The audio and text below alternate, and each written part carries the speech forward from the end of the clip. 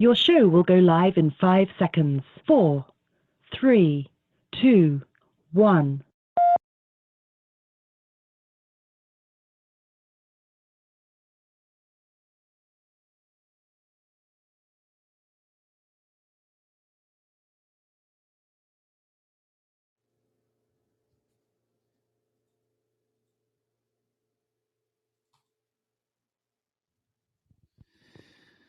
Okay, I was trying to get some music to play. It wouldn't be one of my shows without a technical error, I guess. I don't know why we're not getting music through the Amazon Music, but oh well. This is the Free State Radio Happy Hour, only on the Free State Radio Network. There's supposed to be a Clash song right now, or at least the beginning. Am I allowed to say that? I'm not 100% sure if I am or am not. I don't know why it didn't come through, but it didn't. So I'm going to check real quick to make sure that you can actually hear me. So bear with me one moment, and I will make sure you can hear me coming through on the sound.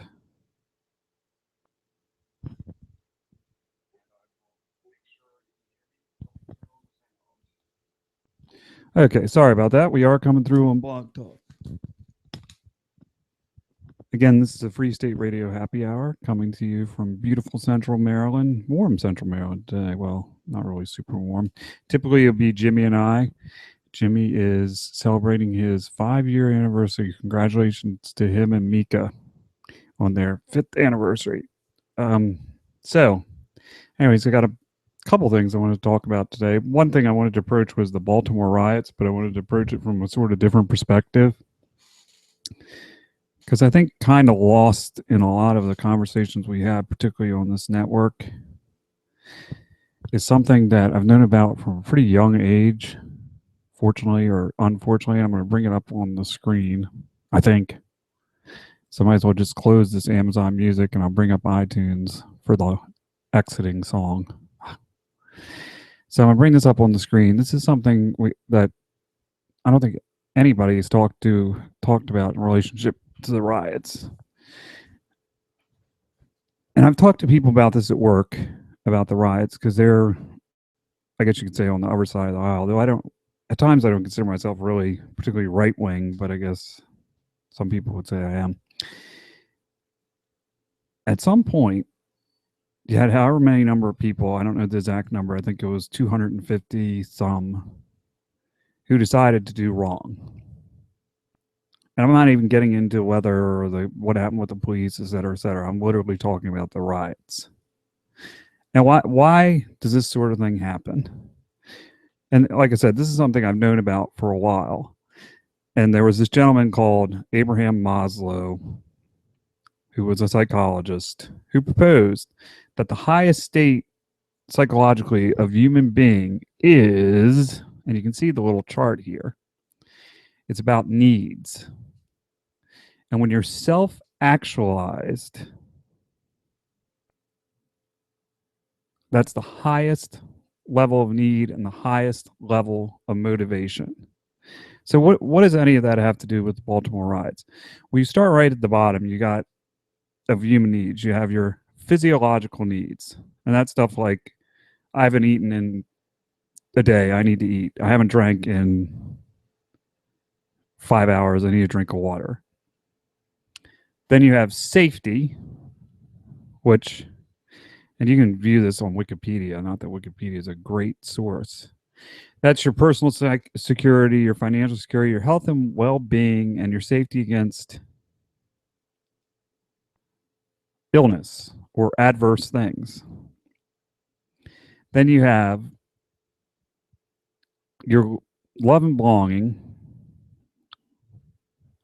esteem.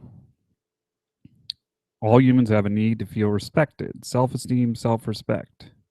Then you have self-actualization. And Maslow went through this process of studying a bunch of individuals. And he didn't study, for example, people that would be rioting. He studied people like Albert Einstein, Jane Addams, Eleanor Roosevelt, and Frederick Douglass. He studied the healthiest 1% of the college student population where he was at. And he found that those that were self-actualized were the most successful. So, again, you're probably wondering, what does any of that have to do with the Baltimore riots? Well, physiological needs.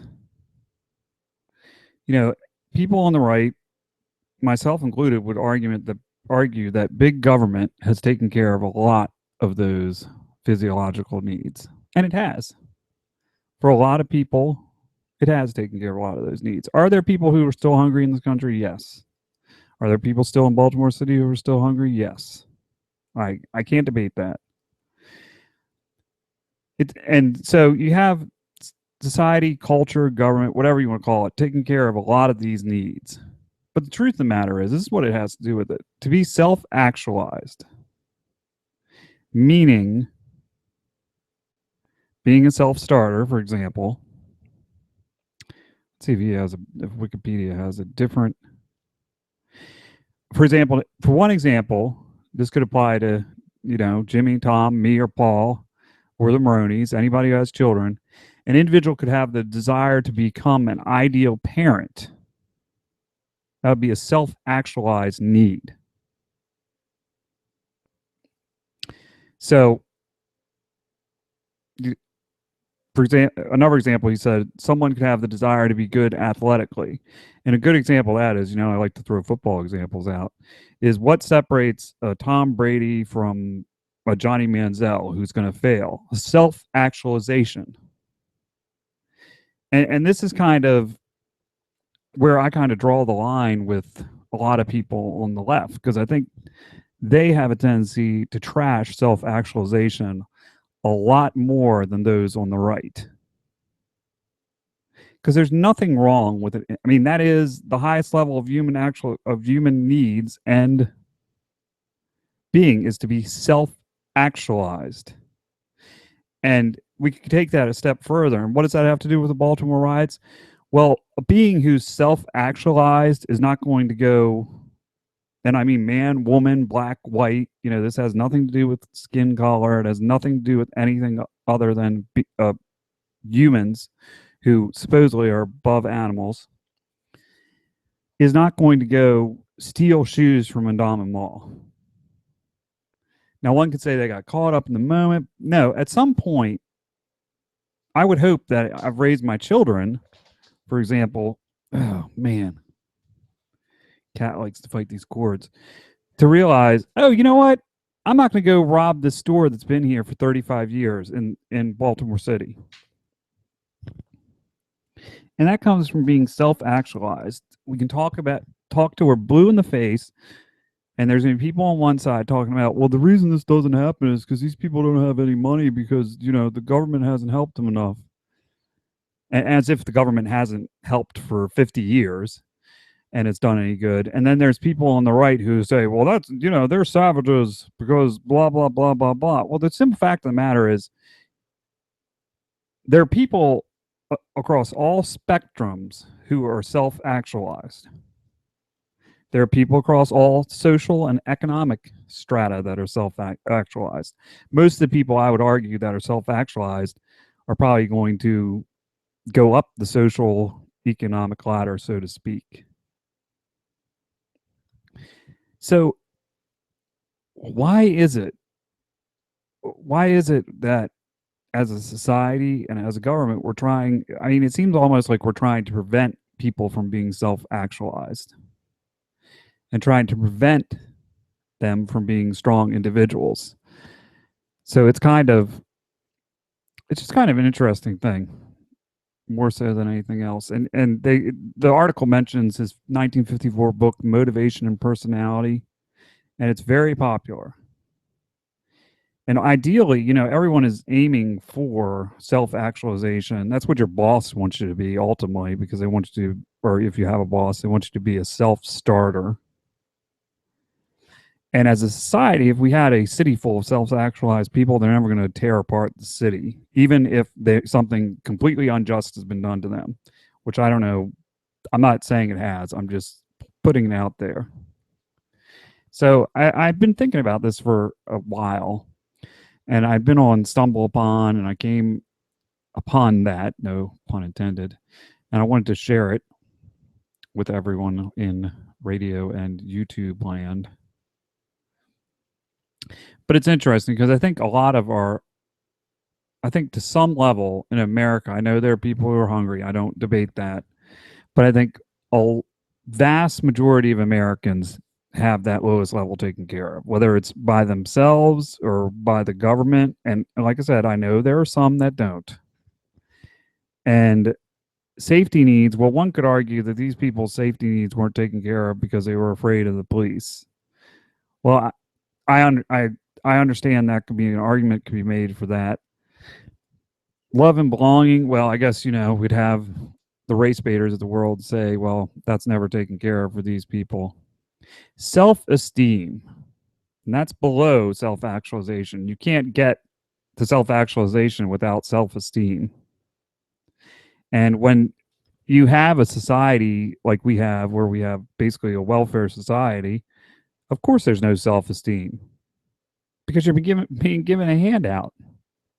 So if you're being given a handout and you can't reach the self-esteem level, you're never reaching the self-actualization level. And again, self-actualization. And then he eventually tacks onto it self-transcendence because he was actually, oddly enough, he was so actualized, he was being critical of his own self-actualization, of recognizing self-actualization. So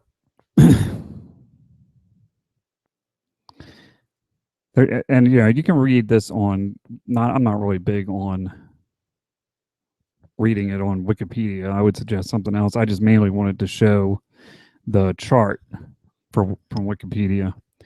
But it's interesting. They say Maslow's hierarchy of need fails to illustrate and expand upon the difference between the social and intellectual needs of those raised in individualistic societies and those raised in collectivist societies. The needs and drives of those in individualistic societies, which is what America is supposed to be, and ideally it's what the founders intended for America to be, was an individualist society, not a collectivist society, tends to be more self-centered than those in collectivist societies. Focus on the improvement of the self, with self-actualization being the apex of self-improvement. In collectivist societies, the needs of acceptance and community will outweigh the needs of freedom and individuality. Well, there you go.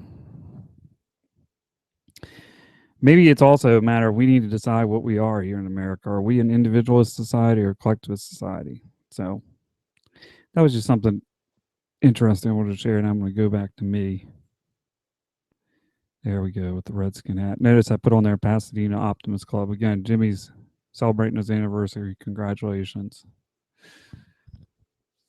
Okay, so this leads me to something else I read, and I unequivocally think, even though if it comes from a different source, if you see an article on Yahoo, don't click on it because it's just going to annoy you. So I was reading this article, and this is probably the best part of Yahoo is reading the comments. So I'm going to go to this page. It's extremely busy. I apologize. Nope. See, it should have been. There we go. This is from Business Insider. This is a column by Erin Brodwin, and I'm assuming that's a picture of Erin Brodwin there. And yeah, she's probably as annoying as her picture. She says, I tried Fitbit for a month, and taking it off was the best decision I've made. Oh, wait, let me show you something. I'll go back to me. Well, that's not a Fitbit, that's an Up. So if you're anti-fitness tracker, now's the time. Switch off, because I'm not anti-fitness tracker. She talks about, I can read it, but you can read it. It's a Yahoo article. It was published 2 days ago, May 6th. Yeah, okay. And she says, a Fitbit is a wearable fitness tracker you wear every day like a watch. And Fitbit, like this morning, posted record profits. And Fitbit, Up, they're all based on this goal of 10,000 steps, because you're supposed to, according to numerous health sources, for your heart's health, you're supposed to take 10,000 steps a day. And that's any age, whether you're, well, any walking age, right? So she talks about how, they all back it. And then I guess she had a kind that displays where you're at. And her people who would take, 90,000 steps a day, probably because they were runners, if I had to guess, and they left it on while they were running. Because 10,000 steps, when I've looked online, and for me, it works out to walking about 4 to 5 miles a day, which is a lot. Undoubtedly. I just want to see something real quick. I wanted to make sure no one was calling in. So she felt like, as you can see from this graphic, since she's so far behind her friends, she felt like, oh, I need to take more steps. And then she started tracking her exercise and food. She says Fitbit is way ahead of you tracking your exercise. I specifically I don't want to self-aggrandize because I'm trying to be self-actualized, not self-aggrandizing. But I'm training for a metric century on a bike, which is 62 miles. And I take it off when I bike because I don't want this recording my bike. I still try to walk the 4 to 5 miles, but I use a different thing. I do not track my food with this because it's ridiculous. It's all in up, and I'm assuming Fitbit is the same way. It's all based on calories. So if you're eating kale and you eat a cup of kale, which is 60 calories, you've used 60 of your 1,500 calories. I don't ascribe to that philosophy at all. Several studies have found that Fitbit tends to underestimate calorie burning for certain activities while overestimating for others. Well, duh. They can't even. There's only. It's my understanding. I'm not a nutritional expert, but you only truly ever get an estimate of how much calories you burn doing anything. I have a bike computer on my bike, and it'll say, you burn this amount of calories. It has no idea what I weigh. It has no idea about anything. It's a baseline for the exercise.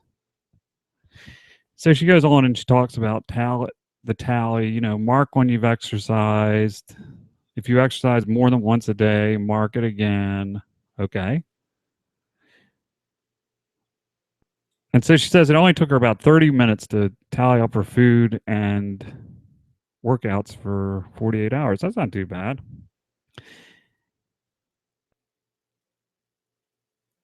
And she says, all this logging and calculating was quite frankly really depressing. Each of my actions came to be less about doing something I enjoy, from enjoying the crunchy, sweet deliciousness of a mid-afternoon snack to sweating it out at a candlelit yoga class, and more about how to weigh into a bigger calculated view of my overall fitness. And constantly measuring myself up against my friends, one of whom regularly runs marathons. That's probably the 9,000 step dude. And consistently ranks number one on my Fitbit friend list, made me feel like nothing I was doing was ever enough. Plus, I found myself engaging in ridiculous behaviors like walking back and forth to the bathroom at work just to get in a few extra steps. Well, I wonder, if this is a person who believes in things like, and I'm not saying I don't believe in them, believes in things like vaccination, that, I don't know, let's just put it out there that marijuana is god awful for you, or, other drugs are god awful for you, because they didn't come up with this 10,000 step milestone out of the blue. It's been researched. And yeah, I know because, and I'm trying not to talk about people behind their back, so I'll just put this out there. Of the people in my building, now that means the people in my building, it's a 3-floor building. There is a handful of people, myself included, that consistently take the stairs. Everyone else, oh, I've got too much to carry up. Well, we won't even get into that aspect of it. But even when they don't have stuff to carry up, they're taking the elevator. So the point of wearing an Up or wearing a Fitbit is, she's saying ridiculous behaviors just to get in a few extra steps. I've been at home and I'm like, I'm going to walk a mile and a half around the neighborhood. Well, a mile, 1.3 miles. Now, I'm not anywhere close to my ideal weight. I'll be honest with everyone out there in radio land and YouTube land. Now, I find this trend more disturbing than the actual thing. On the Up that I have, it says my ideal weight's 120 some pounds, which, yeah, that's just never going to happen. But I use another system, and I think I can get close to its ideal weight. And the goal is, if you're eating close to your ideal weight, you take these 10,000 steps, and you don't have to do a whole lot more exercise. But what I'm trying to say is, yes, there's going to be somewhat of a health difference between people the same age, close to the same activity level, and the difference is they're taking the stairs and taking the elevator. Who do you think is going to be more healthy? And it's not, if you're not getting the 10,000 steps, I'm not saying unequivocally you have to, but if you want to be a healthier person and you acknowledge that as somewhat of a milestone, then yeah, what is wrong with walking back and forth to the bathroom? I have to do it because I drink 3 liters of water, so I have to pee a lot. So I don't understand what's wrong with that. What's wrong if you want to go outside with walking down the steps versus taking the stairs? Now, I'm not talking about, 40 flights. Though I guess if you wanted to do that, you could do that. And then she says, it was insanity, but I was too wrapped up in it to care. A few days ago, when I took off the hand-me-down Fitbit to shower, it came apart in my hands. At first, I was upset. Now I'm relieved. Well, that's a big problem with Fitbits versus this. This Up, I'll pan back to it, and you can see it on my wrist. And I'm not advertising Up. But you see, it's all a band, and it's all the same width.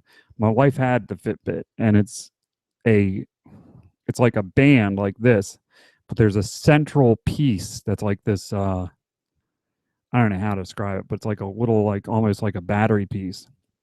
And you put it in there, and then the band around it's plastic. So it's like, if you can imagine, there's this piece here, and then the rest of this is plastic. So of course it comes apart. That's bad engineering. I still do some of the healthier things I learned to do with my Fitbit, like taking the stairs at work. Well, thank you. And going for a walk when I take a phone call. Of course, if you're able to do that, there's nothing wrong with that. If you want to do that. Let me be clear. I'm not a progressive by any stretch of the imagination. If you don't want to exercise, that's fine. Unfortunately, as we move closer and closer to socialized medicine, you are affecting me when you don't want to exercise. Is that right? No. No, it's not right. Unequivocally, it's not right. But that's the nature of the beast where we're heading. I feel a lot better without being constantly reminded of exactly how many steps I've taken and floors I've climbed. I want to pan back to her. There she is. Now, she is a little person. Okay, looking at her, I'm guessing she's probably short too, and she's not very tall, but she's thin. So she probably didn't need, in terms of weight loss, I guess she didn't need to do all those steps, but I just find her whole attitude about it kind of really whiny, for lack of a better term. I mean, I don't know what to say. It's just to me, it's just kind of whiny about it. And it's interesting, some of the comments she gets. I'm just going to read a couple of them. You got to always click the view comments. Okay, this person, very, very reasonable. I do think ultimately the Fitbit can do more good than harm. Some people need the reassurance and need to know how much progress they're making. Yeah. I think Erin missed the point of the Fitbit completely. She can decide what she wants to activate or monitor. Exactly. And that's exactly what I do. And I'm not, I often joke with my wife. I say, I'm going to write a book about fitness, but it would be just about me. Because it would be just about me, because fitness is highly personal. But I take this off when I bike because I track my biking in a different way. I don't want to use this to track my biking. So yes, she could decide, oh, you know what? I'm not going to use its estimation of yoga. I know how much I really burn or how yoga makes me feel. Okay, then someone's quoting her and they say, plus I found myself engaging in ridiculous behaviors like walking back and forth to the bathroom at work just to get in a few extra steps. Most often when I'd realize I didn't have enough steps at night, I'd find myself wandering around my tiny apartment in a slapdash effort to reach the 10,000 step milestone. Let's go back up to this lady.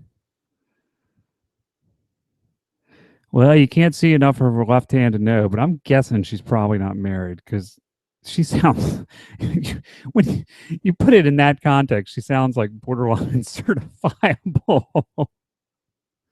Is that not what every article about losing weight tells you to do? Take the long way to the bathroom. Park further away from the store. I can't tell you. I do the stumble upon. You see that so often. And I have fitness pages that come across and they say, if it ain't raining, park far away. There you go. I love my Fitbit. It's not about winning every day or every week. And again, I'm not selling Fitbit. I'm just saying if you want to make yourself, if you want to use it and purchase it, you don't have to be as obsessed or feel like, well, everybody's ahead of me. Because even the guy who has 90,000 steps, somebody's ahead of him. If I don't do work week hustle, I'm not as motivated to get those steps in, but I'm with my very supportive Fitbit buddies. We all support each other no matter our daily goal. So what if I'm not winning every week? Who cares? I'm much more active on challenge weeks and I'm training for my first marathon. And then someone says, I bought it and I've never taken it off. But thank you. It's about time someone said this. Because, it's all about shame on the internet and guilt. Where every single calorie I ate, I had to burn off. No, you're just realistic about it. I wanted to find them. I probably have to click view more comments. This person gives a really good point. They say, oh, shoot, I missed it.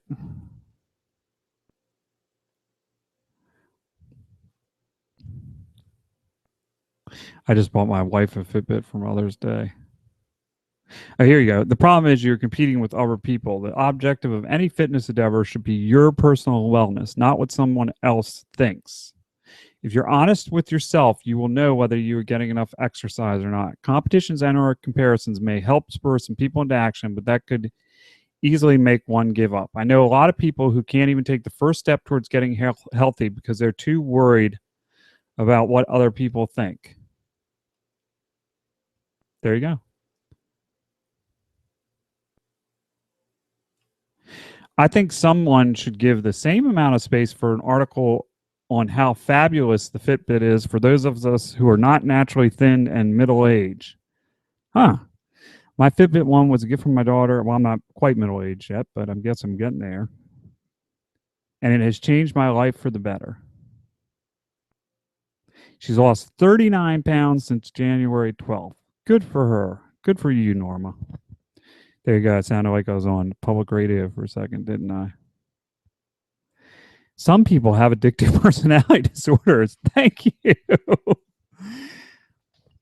This person says, I walk about 55 to 6,500 steps a day. Is that a lot?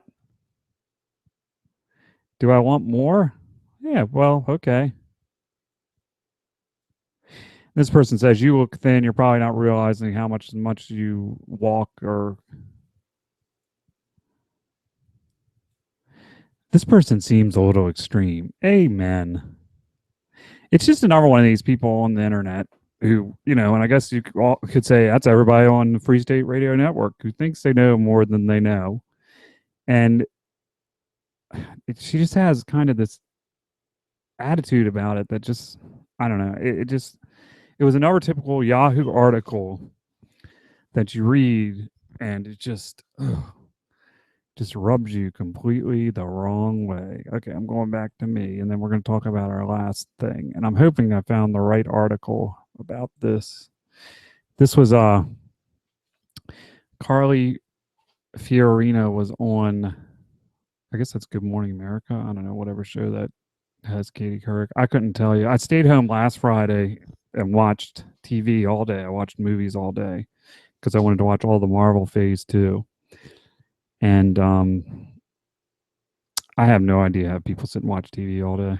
They must have more endurance than me or something, because you just feel like you're sitting there and I just don't even know how to describe it.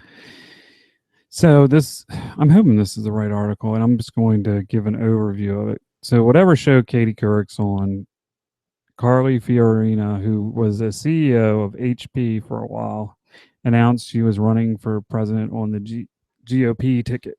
And so Katie Couric and her exchanged barbs. And I think it's well worth noting that the Republican presidential candidates,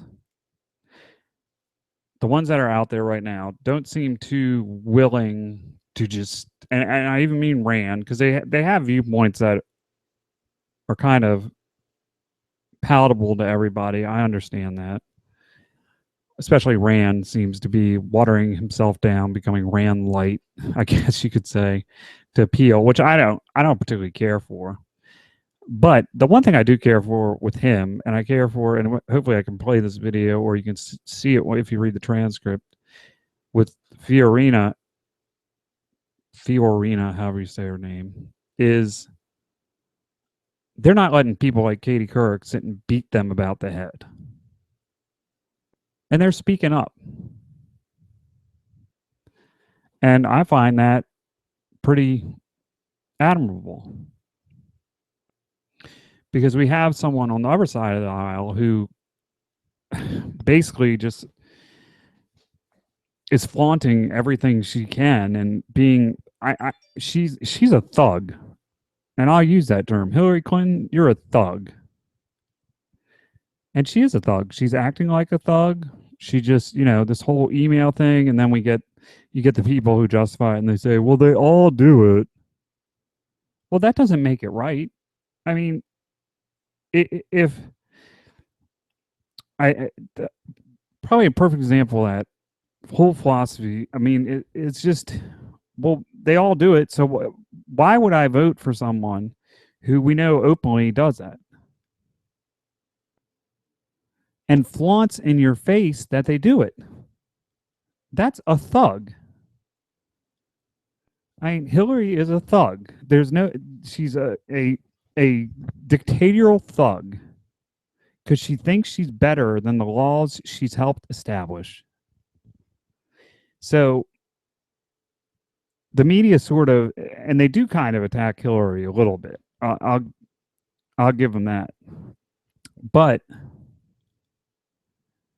man, I'm in the wrong spot. There we go. They don't attack her enough, and she's going to come in front of Congress, I think it's next week, and she'll answer a couple questions about Benghazi.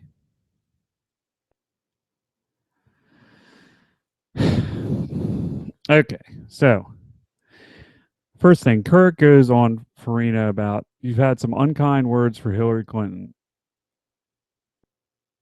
You've said that she was not trustworthy and she hasn't accomplished very much. I think people might think, well, she was a senator from New York and she was Secretary of State. And this is Katie, go get your colon check, Couric, saying this. How can you really make those claims? Couric had her, this came, and there's a video here, but, well, maybe I should play the video. Let's see if it'll play. During your tenure at HP, the stock fell by more than 50%, which is a bigger drop than companies like IBM and Dell. And you were fired after 5.5 years as CEO. So since you're asking Americans to elect you as president, how would you explain that to them? Speaking of women, you've had some unkind words for Hillary Clinton. You said that she was not trustworthy and she hasn't accomplished very much. I think people might think, well, she was the senator from New York and she was Secretary of State. How can you really make those claims? We see, Katie, in the world that I come from, a title's just a title. I mean, you went through a whole bunch of things about me as CEO. You weren't impressed with my title. Why are we so impressed with political titles? Senator is a title. Secretary of State is a title. It's a completely legitimate question to say, what has anyone accomplished with their title? And the truth is, there are many in the political class who haven't accomplished a whole lot, despite their titles. Amen. The political class, because it's like the Hunger Games. They're the capital, and we're District 12. It is. That's, you know, why are we supposed to be? Why is anybody in their right mind impressed with Hillary Clinton? What has she done to be impressed with? You know, she gets up there and flaunts the law like a thug. And I wanted to look up. Well, maybe I should do it now because we had this discussion on Tuesday night. I thought the origin of the word thug had to do with a Middle Eastern assassin class. Okay, origin of the word thug. It comes right up on a Google search. Hindi, Sanskrit. Okay, I'm sorry. The term thuggy refers to the acts of thugs in an organized gang of professional assassins. So that's where thug and thuggy, comes from. So she flaunts the law. She doesn't care what people think. She's a thug. And the other thing she's done is claimed, and I remember this, everybody on the network is old enough to remember this. If you're a millennial, I'm just telling you this because you're not old enough to remember this. She said, before Bill Clinton was elected, I'm not one of these Tammy Wynette stand by your man type women. And then the Monica Lewinsky thing broke, and guess what she was? A Tammy Wynette stand by your man type woman.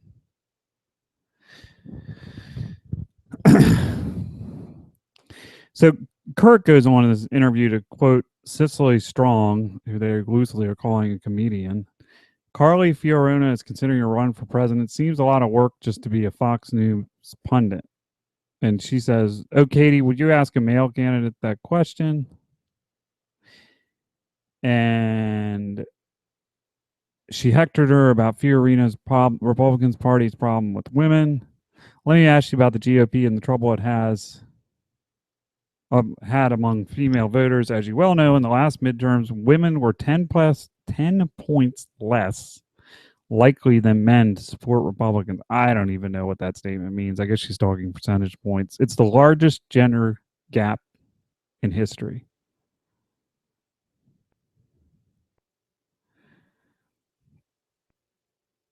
Okay, so here's a complete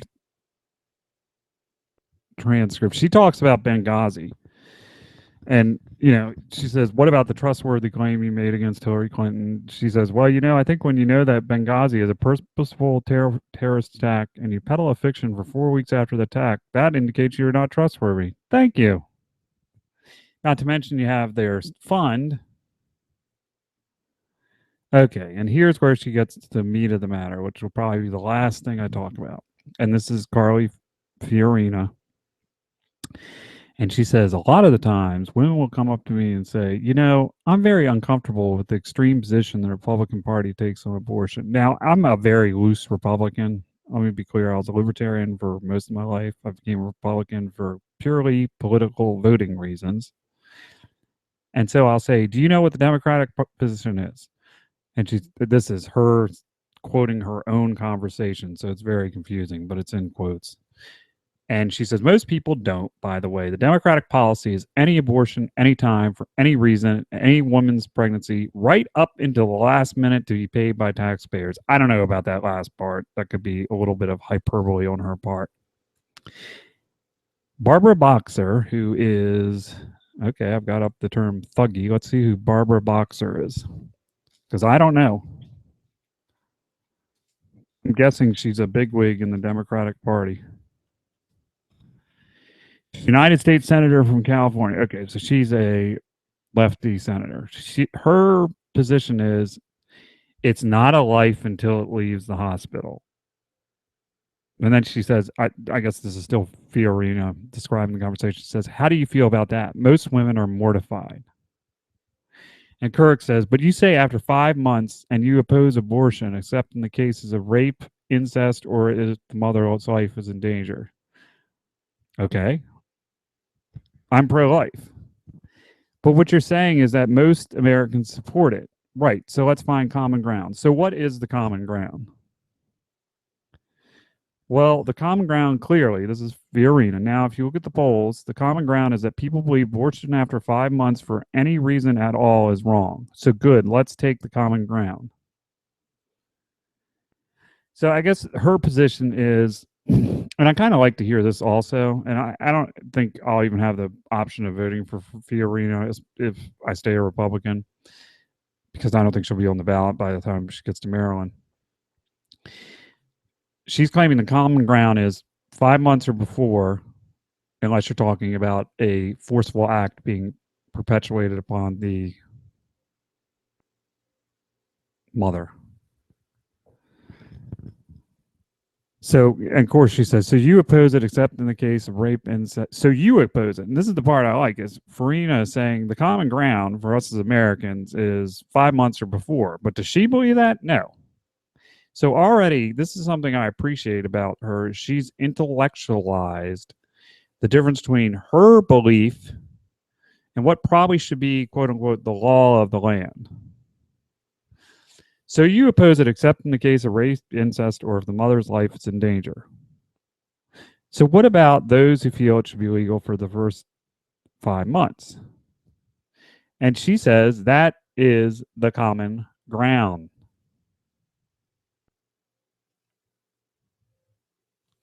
But she does say she believes the majority of Americans and young people believe that abortion for any reason now is wrong, which I kind of have skirted around this. I don't think there's another law. She says there is another law needed. I'm not sure there is. I think morally, I do think that's the case. I mean, I think, and people say, well, you're not capable of judging. No, but I am capable of saying this. And I've said this any number of times.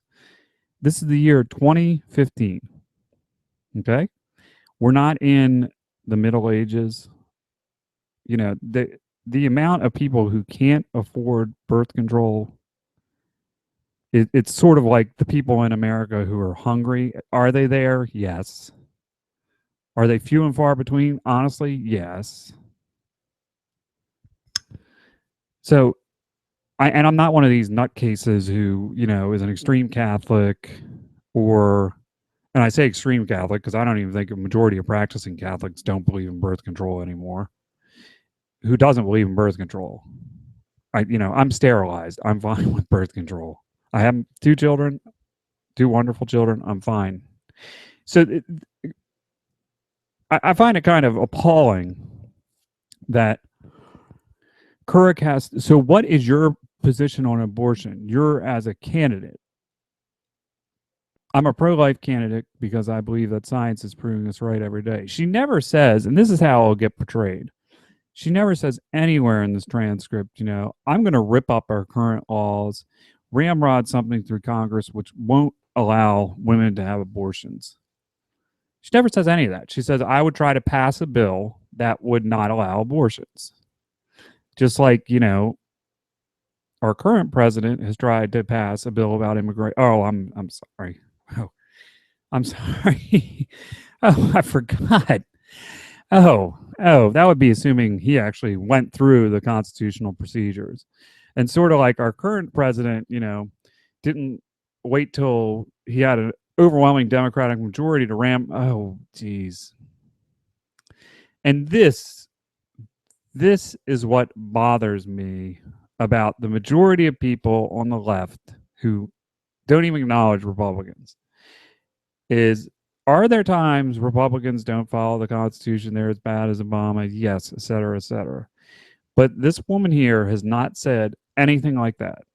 She says, pass this bill, go through the procedures, end of discussion. So I don't know. I mean, I would be curious to hear more about her because when she talked about the political class, I agree with her 100% about that. I don't like the political class. I think we need a non-Washington person, and I'm not sure we don't need a non-politician as president. I'm very intrigued by Donald Trump. I know, he took a lot of flack for talking about Obama in Baltimore, well, whatever. So, I don't know. She did her last thing I do like. She says, "This is Fiorina says, well, I started out as a secretary at a 9-person real estate firm. I've been underestimated my whole life, and it doesn't trouble me that a bunch of polls or a bunch of pundits are underestimating me now. You go, girl." There you go. I said that on air. That's pretty good, isn't it? Well, be sure to check out our other shows. We've got the Shockmasters Entertainment Hour on Monday with Paul and Dalton at, I think they come on at 7. I had an interesting scenario because for 2 weeks I was telling Paul, you need to review this Hit List movie. And I had watched it last month on Netflix, but it wasn't called Hit List. It was called Kill List. Excuse me. And so then I find out via hook and crook, the internets is a wonderful thing. It was removed May 1st. So if we had gotten to it last week, he would have been able to watch it. And I think he would have enjoyed that movie. But I saw they had Odd Thomas, which I never read any of the books, but I was kind of curious about the books. They were Dean Koontz's books. So he's reviewing that for me. And then the America doc. Well, I don't think he's reviewing that for Jimmy. I think he'd already watched that and he had a pre-written review, possibly. But nonetheless, they always have great stuff on there. It's an enjoyable show. They're going to have all the video game releases. Then Tuesday, we'll be back for our Summer Movie Spectacular. We all saw Avengers Age of Ultron. I'm sure even if Mitch is with us, we all saw it. Maybe we can non-spoil that and give our review. I'd like to see it again because I was in a bad place, for lack of a better term, when I went and saw it. So maybe I'd feel differently about it. That's Tuesday at 8, Vast Right Wing Conspiracy. And that might be my last show for a couple weeks on Free State because Tuesday is the, 12th? Okay, I might have one. No, I don't think I'm even going to have one more week because I got to go to dance recital the next Tuesday. And so I will be back on after Memorial Day for that show. Wednesday is the Marvelous Maronis. They always do a great job. They're great people. John, I still miss the Ethan Grayson Technical Hour. I expect that to be back on at some point. They're at 8 p.m. They even have a producer. Thursday is Tim and Paul with the non-aggression principle. And Friday at 5, Jimmy's going to be back for the happy hour. And he's going to be on his own for a couple weeks, or he'll get somebody because next week I'm going to have to do a bike ride. And then the week after that, what's the week after that? Oh, the week after that is Cora's recital, my daughter's dance recital. And then the week after that is Awesome Con. Woo! So it's great talking to y'all. Have a good weekend. I'm going to bring up the old iTunes. Hopefully that's a little more agreeable than, I don't know what happened with Amazon Music. It's all moving slow today. It's feeling how I feel. The iTunes. Oh, boy. How about this one? It's like, I don't care about nothing, man. Roll another blunt. Yeah. Oh, wait.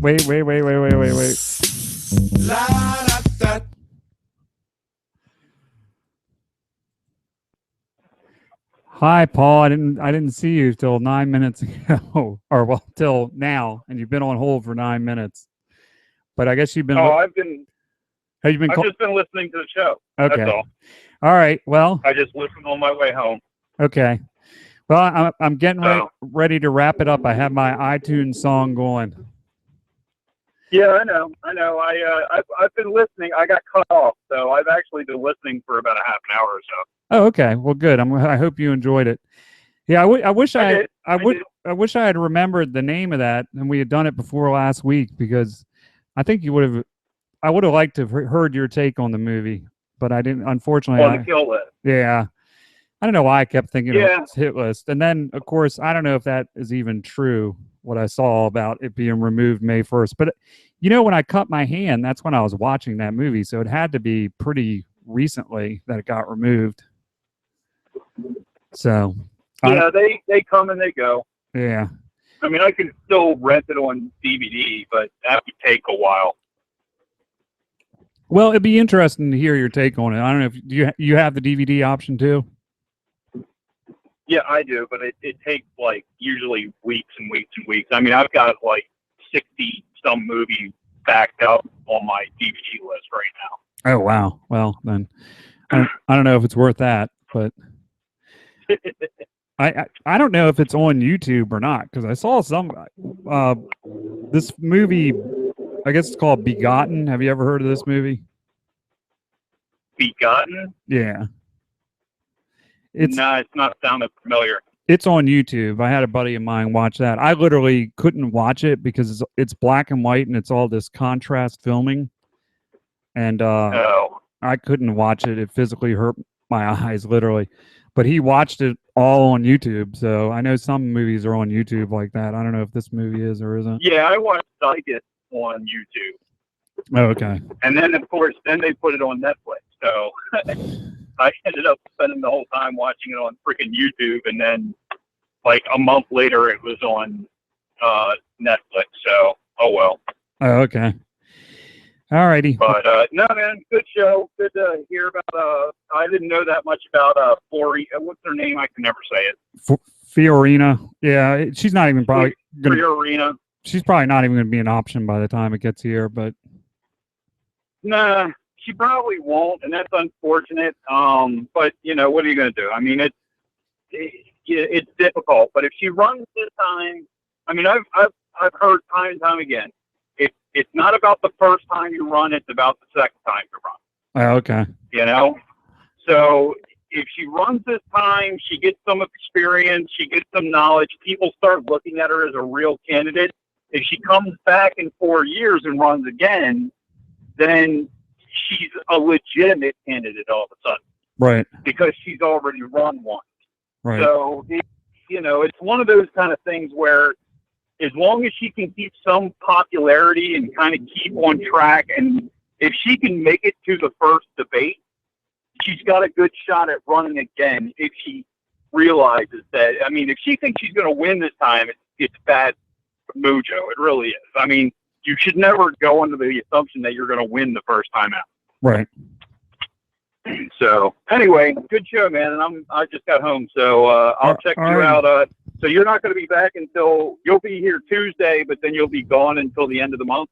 Possibly. I don't know exactly what's happening with next Friday because there's some debate about we're supposed to go off for my wife's graduation. There's some debate about whether we're going to go or not. If we do go, I'm going to have to do my long bike ride for training that Friday night. So it'll be like about a 3-hour ride. So yeah, he can handle it. Well, it's not that. It's unfortunately I have to work on Friday too. I don't know what happened with working 4 days a week and working more hours. Now I'm working 5 days a week and working more hours. So, so you know how that is. At least you're getting paid, right? Yeah, it's more money. So, but I'll be getting out of work at like 2:15, and then I'll be at 3 o'clock. I'll be getting ready to bike. So it'll be till 6 o'clock ish. I mean, we could always do the show later. I mean, that's a possibility if Jimmy wants to do that. Alrighty, sir. All right. Well, I will talk to you later. I'll talk to you later. Have a good rest of the day. All right. Bye-bye. Bye. You too. So, okay. It's all good. Now let me play the rest of the song, and I will. Everybody have a good weekend. It's like, I don't care about nothing, man. Roll another blunt. Yeah. Thank you for using Blog Talk Radio. Goodbye.